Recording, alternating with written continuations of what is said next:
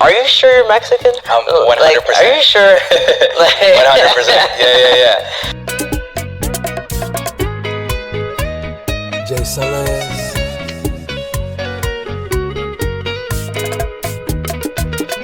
Es muy tarde de la noche. You're hanging out with the crew of Demon 305 and all the way from California. We got Jay Salez in the building. What's going on, brother? Good, man. How are you? Good, man. So I was taking a listen to Te Vas, right? Great song, man. Great record. It gives me maybe 2010s kind of vibes. Yes. Like, it was very nostalgic listening to it. Yeah. At the same time, it's very contemporary. Right. How did that idea come about? So it's funny that you said that because when I was speaking to my manager, and he's also my producer, Derek Vinci, I was like, dude, I really want to bring back that like Aventura sound. Yeah. Because I grew up with that. That We're a little Toby Love in there. Oh, Toby Love, Aventura, Bachata Heights. That was my introduction to bachata. That was like the inspiration. And then once we kind of started creating the record, my fiance was going to New York for work.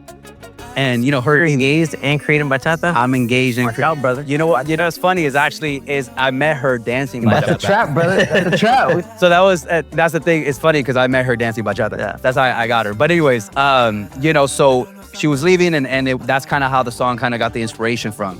So I think this song is about her. This song every song is about her. For me, it's like when it comes to creating music, it's like acting, right? So it's like I grab inspirations, whether it's from my past, whether it's from my current, so I use all of that when I sing. It's like, again, I grew up singing mariachi. So you have to sing with like true feelings, and bachata's the same thing. So that's how the song came to be. Now, with the song, with the success that it has now, 1 million on YouTube, 1 million on Spotify. Going crazy. Yeah, it's crazy. Yeah. That's like the perfect word to put it. It's crazy. I never imagined it.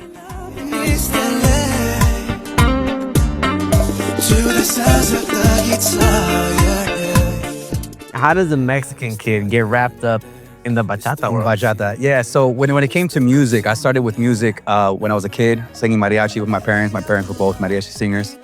And then when I turned 21, I got into dancing bachata. So I would travel the world teaching, performing. So you're a dancer. Yeah, I'm a dancer. You're a dancer. Yeah. So bachata was like my thing. Okay. So I so really into it. Ataka and Yeah. So he was actually one of my biggest mentors when he came to dance. My style's very, very Ataka-ish.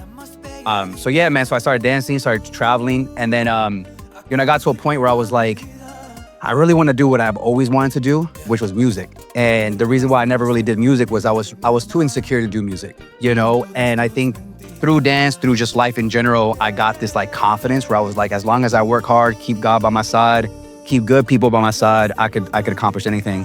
And that's when I decided to do music. And then for me, bachata has all the elements that fulfill me as an artist, which is the music. I love singing about love, heartbreak, sentimiento.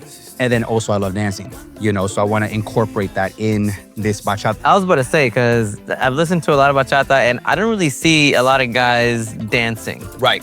Historically, like the Anthony Santos of the world and Luis Vargas, we don't see, they do a little two-step, right, of course, their blood, of course. Dancing. Yeah. I haven't really seen it. Yeah, so that's the game plan. That's the game plan is to really, I grew up watching Michael Jackson, Chris Brown, Usher, Justin Timberlake, so Selena. So for me, it was that really I gravitated towards.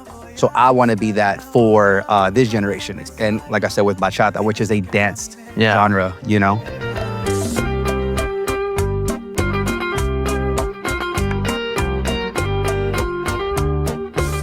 One thing I want to kind of unpack a little bit more is the dance component to the kind of the person and artist that you are. Yeah. We've seen the Prince Royces, the Romeos, all these guys that have came there, but they haven't been from that dance community. Right. How do you plan to take dance, evolve it within your artistry? So definitely with my shows, that's one thing that I always like till this day, until, I rehearse all the time. I continue, training in dance.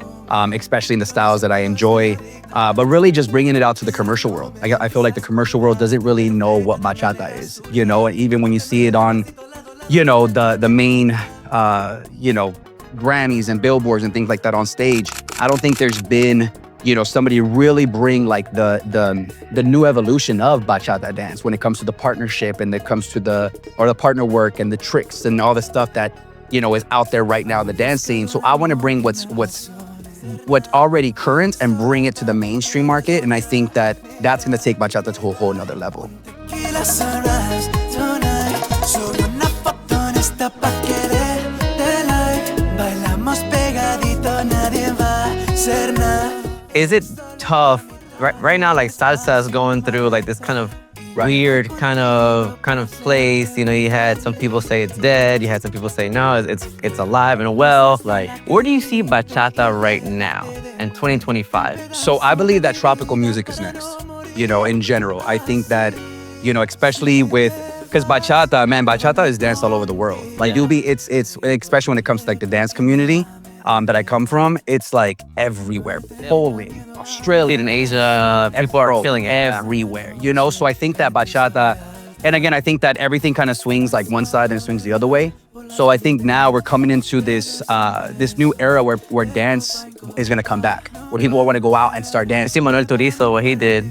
Bro, La Bachata, that song got like 1 billion That thing streams and like that thing was crazy. crazy. So I think that The merengue that he put out. La merengue, yeah. But I think La Bachata is what really opened up. I think the industry was like, oh shit, this is something. You know what I mean? And coming from a Colombian. So I think bachata is definitely next. I think reggaeton definitely helped Latin music, especially on the urban side and the younger generation, to really open up doors. And I think people are now asking like, what's next? What else is there? So I think bachata is that, because especially bachata just has that flow where it could go anywhere. Thank you so much, man. This is a great interview. We can't wait to see what you do, brother. I appreciate it. Thank you, brother. Thank you so much. Yes, sir. Dímelo 305 in the